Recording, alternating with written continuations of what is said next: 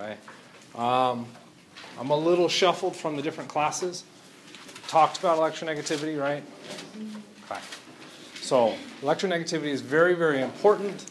The biggest thing to get out of it is what the definition of electronegativity is. You're looking at the ability of one atom to grab bonding electrons from another atom.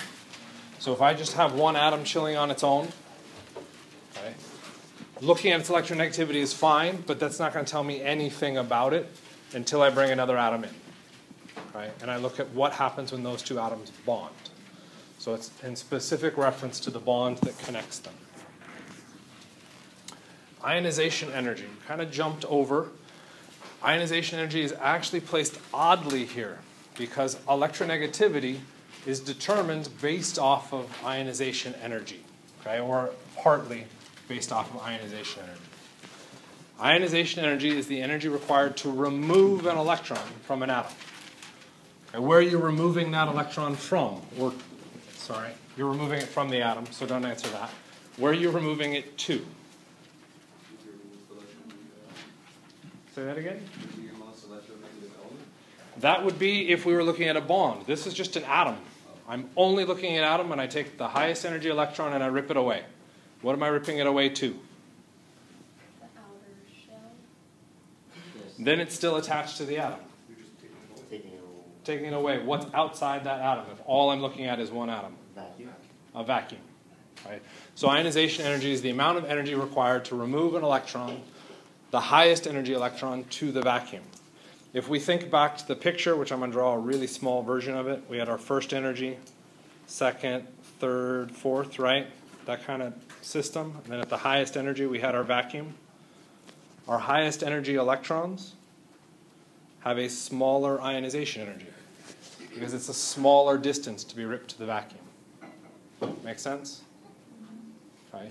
So this might track pretty darn closely to our atomic radius.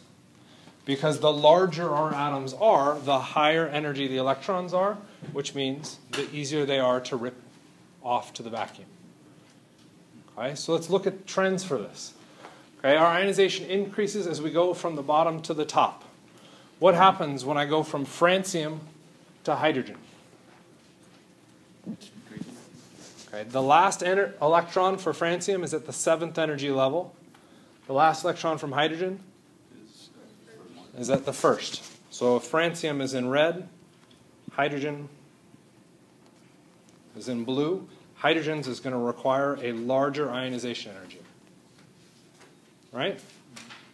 Make sense? So we got another one where the column makes a lot of sense. Okay? What happens when we go left to right? Okay, the ionization energy increases as we go left to right across a period. Well, does that one make sense? Okay, so let's pick two more examples. Let's pick our third energy level. In red, I'm going to pick sodium. In blue, I'll pick chlorine. Where would I place chlorine's last electron? What energy level? It is also in the third. Okay. Its last electron would actually be in the 3p, but it's the third energy level. Okay. What happens to the ionization energy? What would I predict? Just look at our picture first. What would I predict happens to the ionization energy? Red versus blue. Should stay the same. Why? Well, what do we predict to happen to our radius at first blush? Should stay the same. What else changes? The strength of the nucleus. What does the strength of the nucleus do to that chlorine atom? It brings the electron in a little bit. So our electron actually shifts down. It's still the third energy level, but it's a little bit lower. What does that mean happens to the ionization energy of our chlorine? It increases. What happens here? It increases as we go left to right across the periodic table. Hell yeah! It's right. It's amazing. Anybody nervous about the statements of these trends? Nobody? You're like, oh, yeah, it's perfect. It works all the time. Except for What do those first two words mean? In general, sometimes, mostly, meaning? Not always. There are exceptions. I would make the argument there are absolutely no exceptions. Okay? But to the rules that you're told to memorize, there are exceptions, because the rules aren't fully accurate. Okay? That full accuracy comes into play when we actually look at the electron configurations. So let's take a look. This table can look a bit daunting. It tends to freak people out. Every point is an element. Okay, so if I start with lithium and I move up in atomic number, so the x-axis, yeah, that's the x-axis, is my atomic number. If I add a proton, I become beryllium. That's lithium, right? So the next one would be, whoops, ignore that. Beryllium, Be. The next one would be boron. The next one would be carbon. The next one, nitrogen, oxygen, fluorine. Okay? Look at our general trends. If we go down a column, lithium, sodium, potassium, rubidium, cesium, francium, what happens? What happens to the ionization energy? It decreases, which is what we would expect, because that highest energy electron's at a higher energy level. Cool. What happens in general as we go left to right? Lithium to neon. It increases. In general, that's what it does. In general. Because what else do you see? Drops. Okay. We see some weird drops. Okay. And I would argue we want to just look at the first three sets of data. Lithium, sodium is really the only ones I'm referencing. I don't want to look at the potassium to krypton, the rubidium to xenon, or the cesium to radon. Why not? Because there's pretty The transition metals come into that, and the transition metals start to throw things out of whack. Okay? So I would argue we can ignore those. Let's not worry about that unless you have to take 151, in which case, let your 151 teacher talk to you about it. Okay? Okay, again, I want to simplify. I'm actually going to ignore the sodium column. I'm just going to look at the lithium column, lithium to neon, which I guess is actually a period, but it looks kind of like a column there. Where's there an exception in this trend? Okay. When I transition from beryllium to boron, the ionization energy decreased. Why? Ooh, good question. Okay, well, what was ionization energy? I said, to figure this out, we really need to stop looking at just memorizing the general trend and look at the electron configurations. What is the electron configuration for beryllium? Okay, so we can run our reverse pattern. We can jump to 2s. It's in the second column of the s block, which means it is 2s2. Everything before that gets filled, and we get 1s2, 2s2. I want to ionize this. Did I hear a wait or right? Right. Okay, just checking. Okay, I want to ionize this. Okay, what do I do when I ionize? I take one away. Which electron am I going to take away? The 2s2. So my electron configuration becomes 1s2, 2s1. What would beryllium now be? Should it just be beryllium? Is that a good symbol to use? No. What's wrong with that symbol? It's the same as the original, and definitely not the same as the original. It's not neutral anymore. What charge is it? Okay. Here we're getting that stupid minus sign coming in bothering us. We are losing something, so of course it becomes negative. What did you just lose? An electron, which is negative. The loss of a negative is a positive. Okay? So there we go. That's what happened for beryllium. What happens for boron? So we'll do the same thing for boron. What's its electron configuration?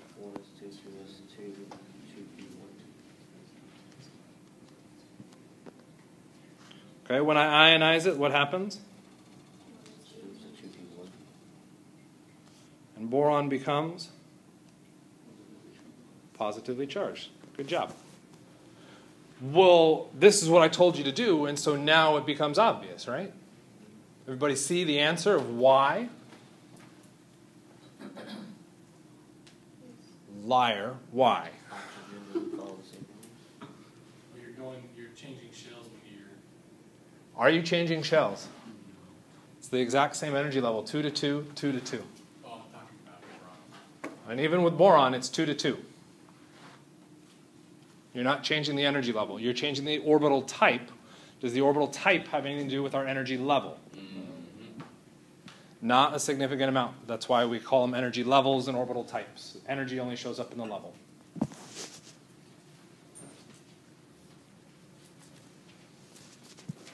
So that was a good theory, so you could shake your head yes for that. So that was good. I appreciate that. Unfortunately, it was wrong. Okay, I'm going to draw a picture of just that highest energy level. For beryllium, here it is. Beryllium, ta-da! For boron, it looks like this.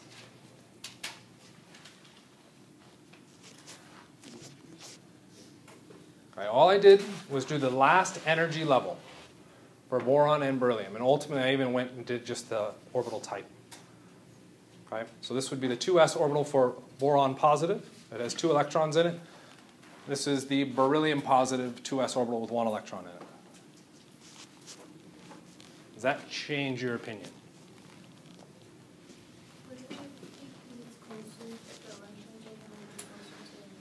Closer has to do with energy level.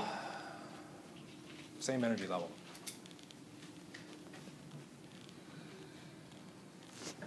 We talked about symmetry yet? Can we do that? The beautiful people? In the nomenclature, you talked about always wanting to be Okay. perfect. So that's separate because that's the video. So I'm going to make the argument that we probably haven't talked about it that much in this class. So we'll do a nice little fun exercise to help relax, loosen up the brains a little bit. Okay, you have to close your eyes for this demonstration. It'll become relevant. Okay, really, because I don't want eye contact is really what it comes down to. Okay. Imagine the most attractive person you've seen. See? Okay. If you mirrored their face, left to right, would you be able to tell that their face was actually mirrored? Okay. Studies have actually been done. You can open your eyes now and stop trying to do it with me because that's not cool.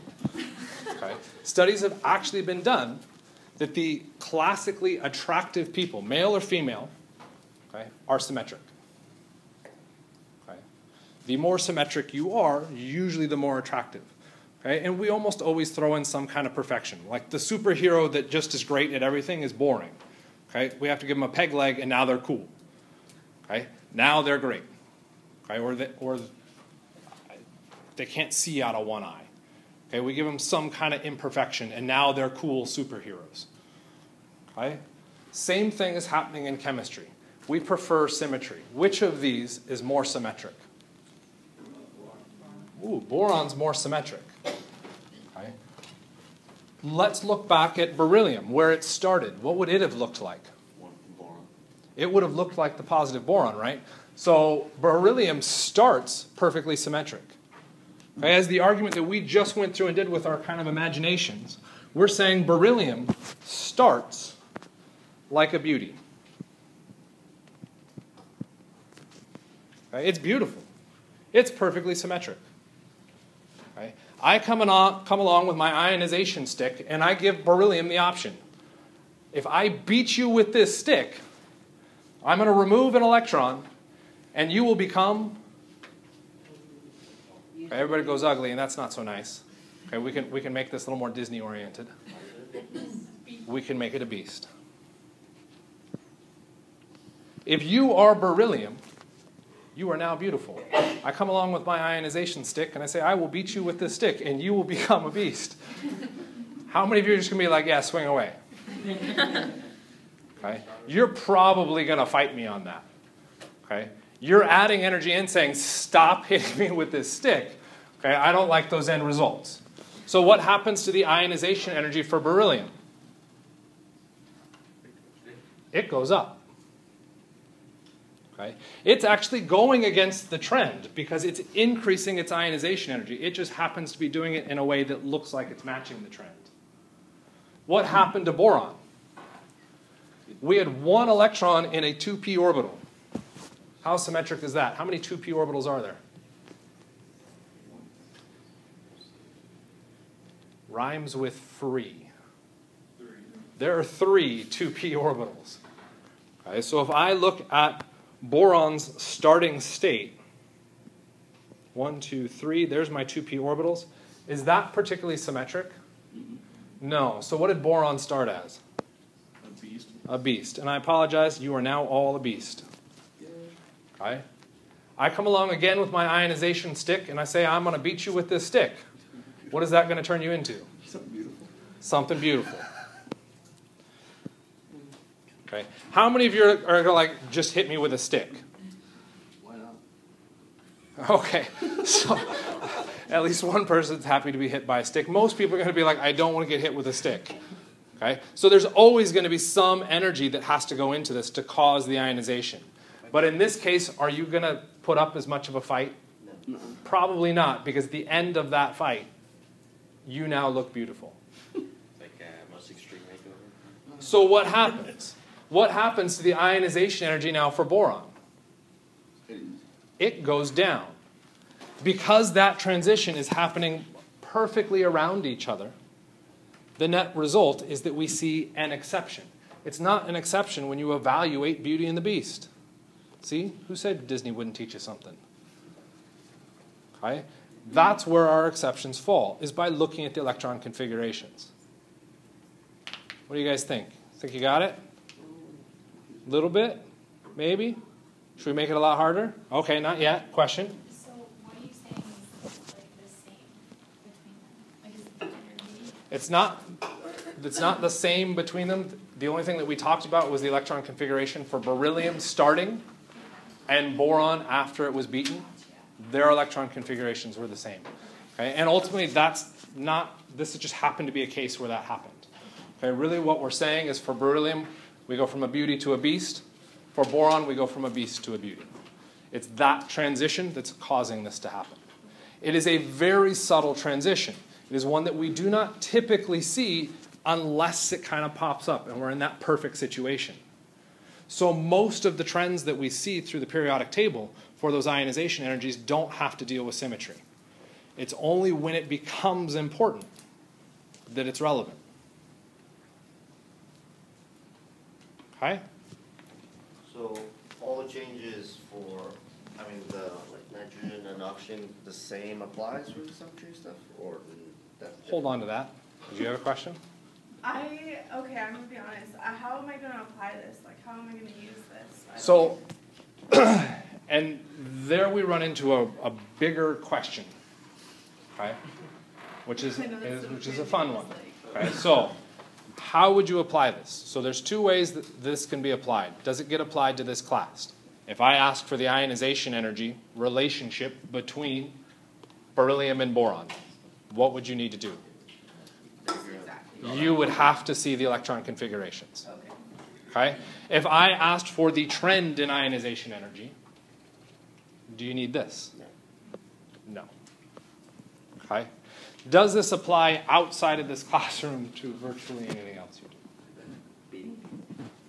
Probably not. Don't beat people with sticks.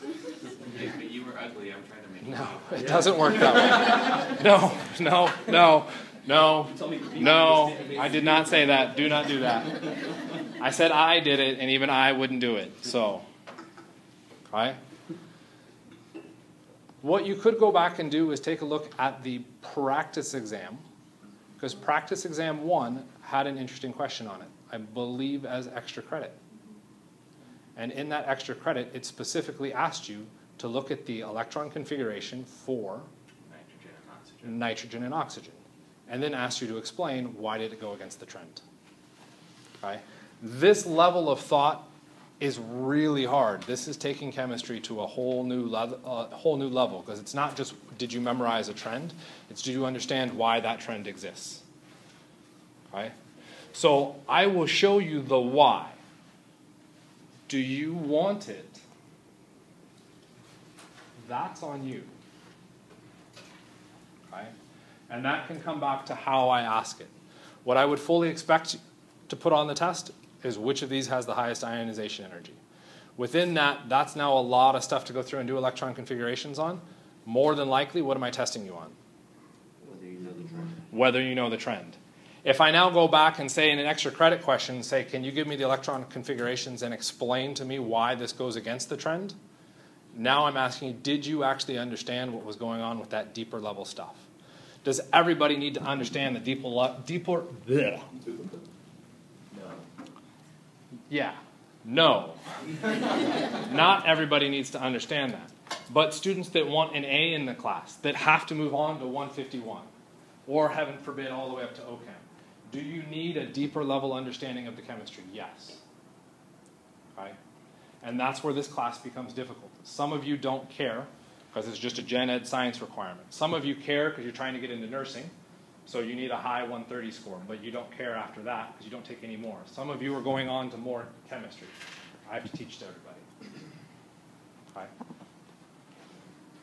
Okay, then I have another question. How do you know if you're going adding or losing an electron? That's a good question. What does the title say? Ionization energy. And what does ionization energy mean? I take away an electron. Okay? So there you're looking at the vocab of that term. Ionization energy, by definition, is the removal of an electron. Okay? The adding an electron we'll look at very, very briefly, because it's not in our textbook, so we're going to kind of skip over it. So I'm just making sure when you ion, however you say it, 2p1, you get rid of it, right? You get rid of the whole thing because it turns it to 0. So get rid of the whole thing. What is thing? The p orbital, right? And this is always a challenge. No. Okay. The 2p orbital exists. It always exists. For hydrogen, for a hydrogen atom, does the 7s orbital exist? Yes. Yes. How do we know it exists? Because you can add electrons to it. No, you could make the electrons jump to the center. You can make the electron jump, and we see that in the atomic line spectrum. All of those orbitals that we've talked about are always there. Whether there's electrons in them or not depends on the element. And not only depends on the element, it depends on the charge of the element. Okay? So the orbital is still there, there's just no electrons there. Because there's no electrons, I don't write it. Oh, that's what I meant, yeah. Yeah. Okay. Because you notice I didn't write 7s either. So for oxygen, is it the same? Is it like has the 3? Pause again, you had the same question. I have a question. So Right, I that- want to make sure we're good here before we advance. Yeah. Does that mean that it always will end in a plus charge? Whenever you ionize an element, your charge will always be positive. Because what is ionization energy? It is always the removal of an electron. So it will always end in a positive charge. Okay? What if you doubly ionized?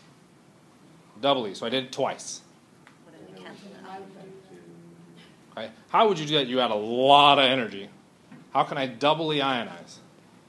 So I remove one, and then I do it again. I remove another. What happens to the charge? Positive 2. Okay? So, because at least 2 people asked, and I'm not blaming those 2 people. The rest of you can. That's fine. I don't care. There was a question about what's going on with nitrogen and oxygen. So here's nitrogen, right? Yeah. There's oxygen. We notice again we have this opposite trend.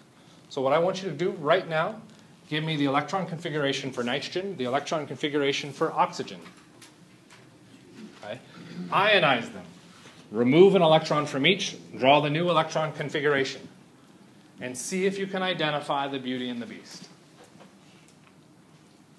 Okay. As a not so subtle hint, it is more difficult. So hopefully you came up with those electron configurations. Okay. Does that make it obvious? Do we see Beauty and the Beast? Yes. That's easy. Okay. So I think I even heard an easy. Which one's the beauty in nitrogen? second one after the IF was. Are you saying which one's starting off as beauty or? So, to reiterate, the first question was which one is easy, and I asked which one was the beauty, and we got the wrong answer. Okay, which one's the beauty? Nitrogen starts beautiful. Because it's symmetrical. It ends ugly. Does the electron configuration necessarily make that obvious? No, not quite. There's an extra layer of information we need to add there. The 2p orbitals, how many of them are there? 3, which holds 6 electrons. So I draw out my 2p orbitals, there's 3 of them. If I add my 3 electrons in, there's the first one. Where's the next one go? To the next empty, to the next empty. Does that look relatively symmetric? Yeah, every one of those is half filled. It's not perfect, but every one of those is half filled. What happens when we ionize?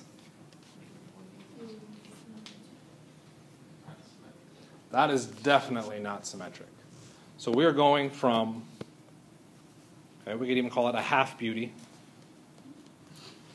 I'd rather be half beautiful than a beast, right? Maybe. Beautiful. Sorry. To beast. Shh. Don't mock me. Beauty to a beast. What does that do to the ionization energy? Okay, that causes it to spike. So our nitrogen ionization energy goes up. What happens to the oxygen?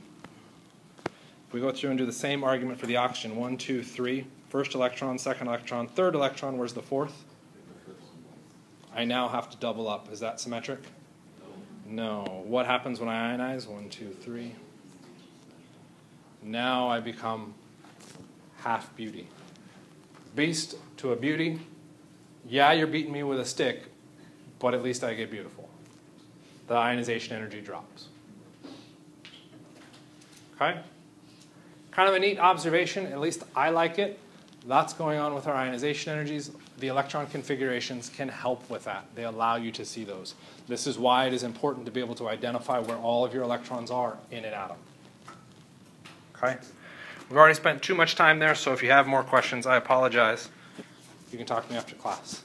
Electron affinity is not in the textbook slides, so don't stress. I'm going to talk less than 5 minutes about it. What do you think electron affinity is? The ability to grab an electron from where? The vacuum. Again, it's single atom, there's nothing else around. I grab an electron from the vacuum and bring it in. The vacuum was higher in energy, so which means if I bring the electron in, I'm releasing energy. So it's how much energy is released by absorbing an electron. What would happen to the charge? It would become negative. Okay? There are similar trends on it. You could evaluate those. You could look at all the fun stuff and figure those out based off of all the orbitals and things like that. I won't test you on it, but the reason why it's there is that when we take into consideration both the electron affinity and the ionization energy and we smash them together, what do we end up with? We get electronegativity. Okay? So electronegativity takes into consideration the ability of an atom to become positive or negative, okay, and then creates a system that I can now compare each of those atoms. Okay. You don't need to worry about the mathematics, but that's where that electronegativity is coming from. It's a balance between these two phenomena. Okay? Which then gets us into our bonding. Okay? Ionic radii.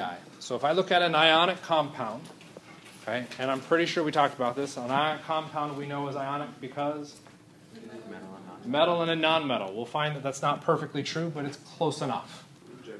Okay? Yeah. If I take a metal and I put it near a nonmetal and they form some kind of interaction, that's now our ionic bond. Okay? Chlorine, upper right-hand corner, one of the most electronegative elements. Sodium, left-hand side, lowest electronegativity.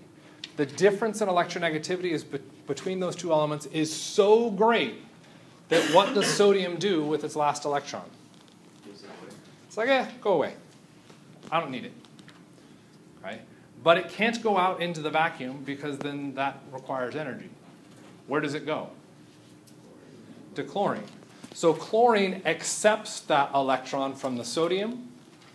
The sodium gets rid of its electron. What happens to the size of these species? Sodium lost an electron. Sodium gets smaller. It gets smaller. Why should it get smaller? Because Okay. One argument we could make is it lost an electron. I would argue that we can come up with a better theory than that. If we look at our electron configurations, for sodium, the outermost electron is in the 3s. 3s. When I make it sodium ion, I'm losing an electron. What charge does it become? Positive. How many electrons would it have? 10. Where's the outermost electron if I have 10 electrons? In the second energy level. I've dropped energy levels. That's why my size changes. Okay? So it's not necessarily that we're changing the electrons. We can go back to our electron configurations. What happens to the chlorine? It grows. It grows. Why would it get bigger? It accepted an electron. So now it would look like what? Argon. Isn't argon smaller than chlorine? Yes. So why, when chlorine accepts an electron, does it not get smaller? Because it doesn't have as many protons as argon. The reason argon got smaller was because the electron went into the same energy level and it has more protons. By accepting an electron, is chlorine changing the number of protons? No. So all we're doing is adding an electron, it gets bigger. Okay? There's not a strong enough nuclear pull to keep that electron in there. Okay? So we see a complete shift in those. The radii change. We could look at a prettier picture. Sodium gets significantly smaller. Chlorine gets significantly larger. That's our ionic radii. Okay? The ionic radii we have to kind of separate from our atomic radii trends. Okay? Because in the atomic radii, you're changing the identity of the element, which means you're changing protons potentially, which messes with trends left to right. Ionic radii, we don't change the number of protons. All we're doing is changing the number of electrons. Okay, so the ionic radii trend are easier to track because it's just looking at electrons changing. Make sense? Okay. Covalent bonds. Okay, in covalent bonds, I'm now bringing two elements together that have the same electronegativity-ish. I take two nitrogen atoms and I bring them near each other. Well, nitrogen electronegativity of one atom is the same as another atom, which means when they interact, there's not a complete transfer of electrons. They will now share their outermost electrons. Okay, what is that sharing going to do? Okay, well, as I share those electrons, the nuclei will actually get closer to each other than if they stayed atoms. Okay? Because they're now sharing electrons. They have to get closer to each other. So when we look at covalent bonds, we actually don't look at atomic radii anymore. We look at the molecule's radius. And we evaluate that. We notice that it is slightly smaller than the sum of the atomic radii. Okay? So if we looked at my fists, ionic, they just come together. One gets bigger, one I can't get smaller than that. Okay? But it gets smaller. Okay? With a covalent compound, what happens? We'll start a little bit bigger. They come together, and now they interact, which means the distance between those nuclei actually gets smaller because those electron orbitals have to overlap with each other. Okay? That's what's creating that bond. Okay? I actually don't want to look at bond energy, so we just won't talk about it. So, chemicals and compounds and chemical formulas. Anybody recognize this? Nope. If you were sane, you probably had some this morning. Caffeine. Yeah, there you go. That's the structure for caffeine. Okay. Does that look a little bit more advanced than anything we've seen in our Lewis structure video? A little bit. Yeah, just a little bit. Okay. This would be moving up to OChem. Okay, that gets really difficult to interpret. And so we start to make approximations. Even in OChem, we make approximations with that structure. For Gen Chem, we tend to ignore structure. This is why Lewis structure gets a horrible shrift in the textbook, in my opinion, and in most circumstances. They just don't discuss it because they aren't concerned about Lewis or how things are put together. That how becomes very important. Okay? That's all I can say on that. How would we, in this class, simplify this? What? C? C, It's a good place to start. I see carbons.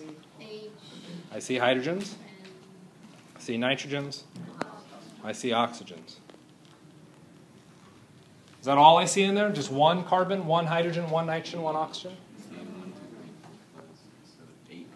8 carbons. I'm not sure if that's actually true. I'm just 2 oxygens. Way to pick the easy one. Not count up to hydrogen. I heard 10 hydrogens. We got 4 nitrogens, and we would look at a chemical formula. Okay? Multiple compounds or multiple structures could be drawn from this chemical formula, okay, which is something you will discover when you do the Lewis structure lab. You will have multiple formulas that could come to different structures. That is a challenge for both you and your lab instructor to deal with appropriately when grading. When in doubt, you need to be clear with the person grading. Okay? When we do it in lecture, I pick structures that specifically follow our rules so that we don't run into those oddities. Your lab manual has all sorts of issues with it. Okay? I apologize. Okay? So that's what we end up looking at. We shift to chemical formulas, okay, which you've seen before. H2O, okay, C6H6O6. Okay, you may not have seen that one, but H2O. So what are we looking at in that? We write the symbol, and we write a number immediately after it representing how many of that symbol was present. That's what we did for this one, right? Okay. That notation allows us to quickly interpret how many of those atoms are present. You'll notice as we move through these that we don't follow the same pattern. H2O, C6H6O6 both kind of make sense. How about the lower left? Does that one make sense? no, because there's 2 H's. Okay. We specified hydrogen in 2 different locations. Why would we do that? Okay. We're changing our molecular formula, reorienting the location of the atoms to highlight something about the chemistry of that molecule. By changing that format, I know that that compound is an acid, okay, or is acidic, because I have a hydrogen in front. Okay? And I'm sure you can balk at that rule a little bit later. Okay? Yeah, I was waiting for that one. Okay? You are told to memorize certain rules to help approximate and try and come to some of that chemistry. Like acids are such a large group of chemicals that they have their own special nomenclature system. You're responsible for being able to interpret that so that you can come to some information. It turns out that the rule that we force upon you is a load of crap. So basically, Okay. And what happens is with a little bit more chemistry knowledge, we can start to ignore the AQ and we understand something about its reactivity without needing it to be in an aqueous environment. Okay? Sorry. Okay? What happens when we shift over to the other side? Notice I did the same thing, right? We have 2 different hydrogens. Why is this one a little bit different? The hydrogen's out not in front. Why am I specifying the hydrogen next to the oxygen?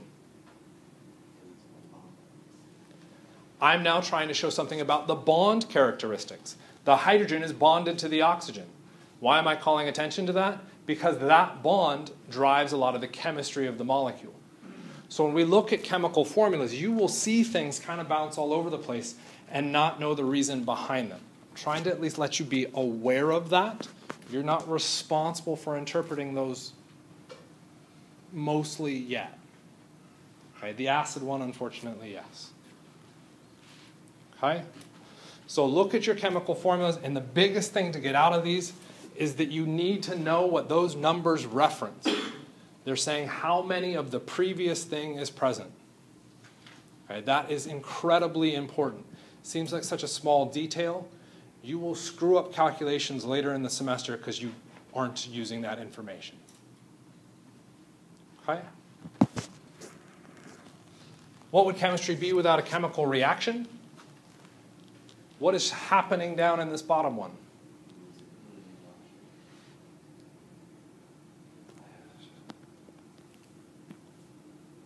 Fair enough. We're just going to do that. Chemists can complain later. What is happening in this? So you're losing oxygen is now invalid, right? You don't lose oxygen. That's all I was trying to fix. You took one oxygen and bonded with the two hydrogen. Right? I'm taking an oxygen from O2 and I'm bonding it to hydrogen to make H2O. What is left over? One oxygen. What this is trying to show is now a chemical reaction. I'm mixing two things, which makes more stuff. Okay? There are rules on how we come up with those chemical reactions. That's one of the things happening in this unit. Okay? You know some of that information. The plus sign means these two things are mixed. What is the arrow roughly equivalent to? An equal sign. These two things equal these things. All I've done is change their locations. Okay? I know you were all dying to do this because you all watched that nomenclature video. I'll give you, we're done at 45? Yeah, we got 4 questions, 5 minutes. It's not a quiz, so don't stress on that. We already did a quiz. I just want you to do the best you can to name the top 2, provide formulas for the bottom 2. Do whatever you can. You didn't watch the video, don't worry about it. Come up with something. Put something down that shows that you understand something about what's on this slide. If you got questions, raise your hand. I'll come talk to you. Okay? Talk to the people around you. This is not a bubble assignment.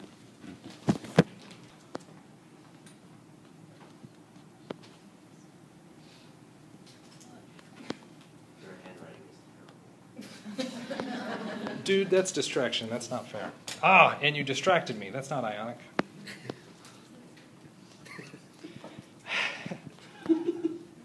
Jerks. You really messed with me and screwed me on that same one. Is that better? Can you read the first one? Yes. Okay.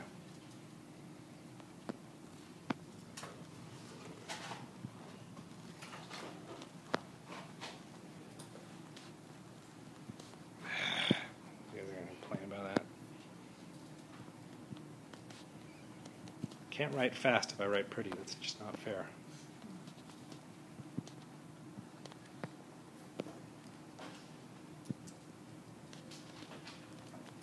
What's the other one?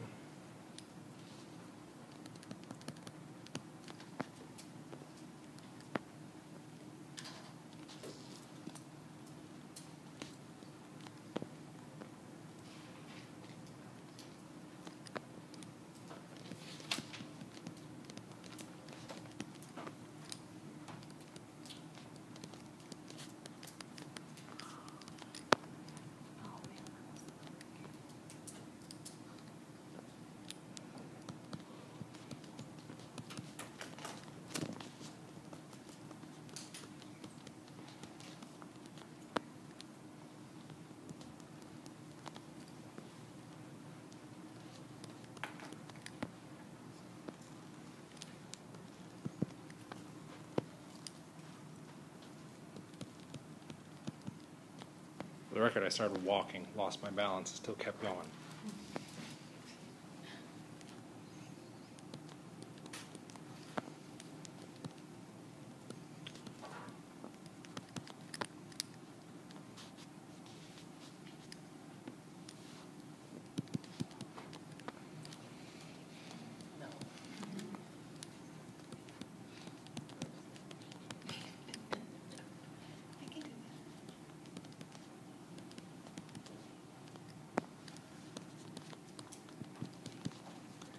Actually showing my work here again for the record, by the way.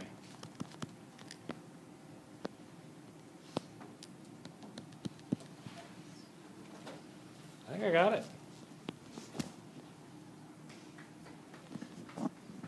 I didn't actually see the timing on that. So, what did you guys notice as I went through and did it? You took out the first part of like naming them.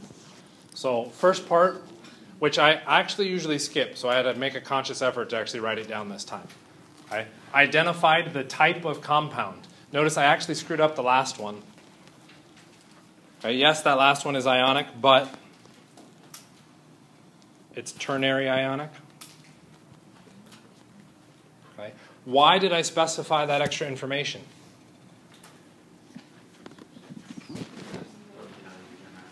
That gives me the now rule set that I have to follow to name the rest of it. Okay. So if I start outright naming each of these, I'm going to get some overlap. I noticed a lot of people with the very first one were calling it dichromium trioxide. Okay? That is a phenomenal application of the rule set to the wrong compound. Okay? Dichromium trioxide is the rule set for a covalent compound. Covalent compounds are two nonmetals. Is chromium a nonmetal? No. I cannot use the di-tri prefixes because chromium's not a nonmetal. Chromium's a metal, which means it must go based off of the ionic rule set. No prefixes. Okay? Yeah? So for the lead acetate, instead of having to distribute the 4, could you just write it like that? Could you just write what, like what? For the lead acetate formula, instead of having to distribute the 4 to the C2H3O2, can you just put 3C2H2O2? So what I believe you're asking is, can you skip all of my work just to write a 4 there? Oh no, like after you do all the work, instead of having to distribute the 4 to make like C8H12. Oh, I see what you're saying. There's a reason I did not make this C8H12O8. That's wrong. So if you distribute it, it's wrong. You distribute it, it's wrong. Because then you're changing the identity of that species. It's no longer acetate, it's some new compound. You have to have that 4 pulled out. Okay? That's what the parentheticals are for. The parenthetical here says that what's within that is acetate. The 4 is now not a mathematical operation on it, per se. What it's saying is that there's 4 of whatever's in the parentheses. If I go through and change that formula, now I don't know. Am I looking at the compound C8H12O8, or am I looking at 4 acetates? Okay. The formula holds different meaning when you distribute or multiply in, so you have to keep it separate. All right, what else did you guys notice?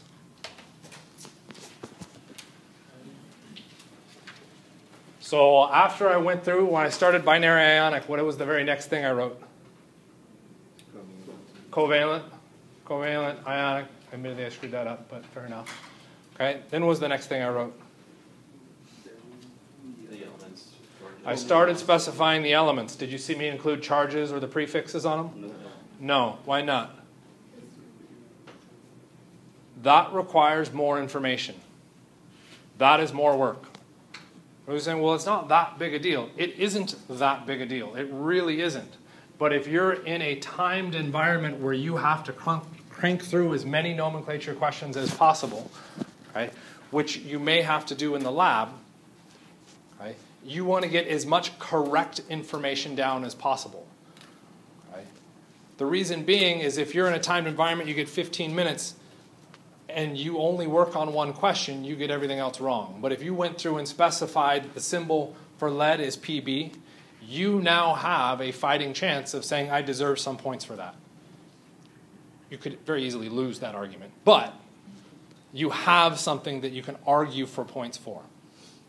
Okay? So get that information down. Okay? In a less stressful environment, and I'm not saying our tests are necessarily less stressful, but in a multiple choice where you aren't dealing with as many nomenclature questions, just getting some information down may allow you to eliminate an answer choice. Okay? Your odds just went up of getting the question right. Okay? So putting something down, giving you something to work on as you come back to it, is a good thing. The linear fashion of I always have to start with the very first question is not always the best pattern, particularly because what was the very last question I worked on? The first one. Because that one was hard. Okay? That took a whole lot more brain power for me to figure out the first question than any of the others. Okay? So if you can skip through and put down information that you know, you increases the odds of doing well in it. Okay? There are potential shortcuts that pop up. Your textbook is a fan of shortcuts. I hate them when it comes to nomenclature. Okay? You will see me cry, stab myself, bite my tongue, okay, whenever you show me a shortcut. Well, can I just do it this way? The problem with can you just do it this way, as opposed to the method that's been shown up here and in the nomenclature video, is that what you're doing is shortcutting to get to the nomenclature answer. Okay? And this is a really hard distinction to make. There's the process behind how you come to the name. Then there's the name. The name, everybody will forget. Okay? Maybe 10 people in here, continuing on through the rest of their general chemistry and OChem, will need to know the name. Okay? The rest of you don't need to know the name. You need to know the process of how you got to the position where you could name it. This system with all these X and Y's and this algebra nonsense, okay, your math teachers can be like, hey, cool, look, see, it shows up. It shows up in naming. Okay? This process right here is going to show up again with oxidation states. So if you decide to use the textbook's crossover method, you're nullifying this work, only to have it come back and haunt you when we talk about oxidation and reduction. Okay? So I highly encourage you to work through and show as much work behind these as possible. Okay? Do you need more practice? Hell yes. Okay? Take a look at Lab 6. Anybody have the lab manual? At least half the class should have the lab manual. I believe it's Lab 6. What do you see for Lab 6? Naming and writing chemical. Naming and writing. So I see, thank you, I'm going to turn the pages. Is that okay? Mm-hmm. Okay, I see page 1, page 2, page 3, page 4, page 5. I'm getting sick. Oh, that's one lab. 6 and 7. pre-lab. There are So we have 7 pages of nomenclature in the lab. Okay? That is a lot of practice. If you honestly go through and do the practice in the lab, you will be fine when it comes to nomenclature. If you use the process that I'm showing, you will be fine when we talk about oxidation and reduction. Okay? If you decide to use a cheat method, okay, it's bad to call it a cheat. It's not really a cheat. It's just a shortcut. Okay? It's going to hurt when it gets to oxidation and reduction. Right? And it may very well hurt when it comes to nomenclature, because there are cases where the shortcut, most students miss a very important step with that shortcut. Okay? There's a reason I'm not talking about it, because this is the proper way I want you to go through and do it. And if you miss that shortcut, I have both of those answers as a multiple choice question. Okay? Yes, of course I do. Okay? So, which of these do you actually want me to talk about? Okay, because I just did them, right? I started getting some questions. I don't know which one it was, but I remember in the video one of them was like, basically you just like switch the 2 and 3. Which one? Like, what would that? Like for like, it was like it just like. So what you were probably referencing would be that chromium oxide one, going from the name to the formula. Okay. So can I erase that work? Okay. And I'll address what that formula means here in just a second too, because that's typically the one that trips people up the most. Is that when we look at that name, what does it mean? Well, what does Cr mean? Or sorry, let's try that again. What does chromium mean? Cr. Yep, there we go. What is oxide? Oh. Okay, notice it's not oxygen, it's oxide. Okay? The last element, we always change its suffix. Okay, we make it "ide." Okay, how do we know what part to change? Whatever sounds cool. Okay, could I make it oxyide, oxygeide? That sounds awful. How about oxyguide? It's a little better. Oxyide, a little better. Oh, oxide, that kind of sounds familiar. Okay, and for those of you being like, that's really silly. Yes, it is.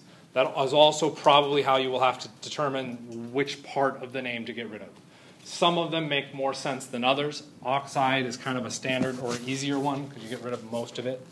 Okay? But we end up with oxygen for our oxide. Okay? Now what do we have to evaluate? Well, to go to the formula, what do I need? And I'm going to do the crossover thing because that's really where this is coming from.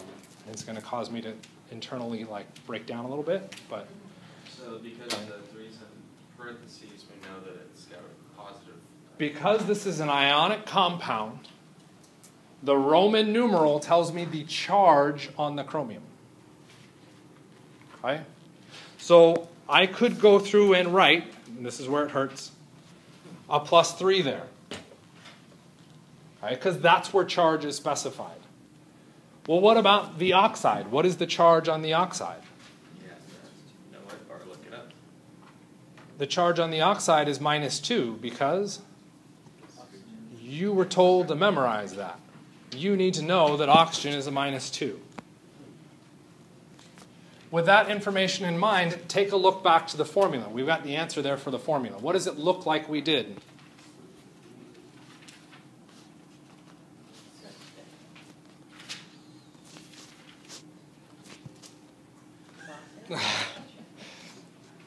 Just crossed them over. Don't cross the street. That's a good reference. I like that. Okay. Does it get the answer? Yes. The extra caveat is you have to make sure that the formula you come up with is the reduced ratio. Okay. In this case, it's not a big deal, but does chromium, can I do math? 609 also fit that pattern?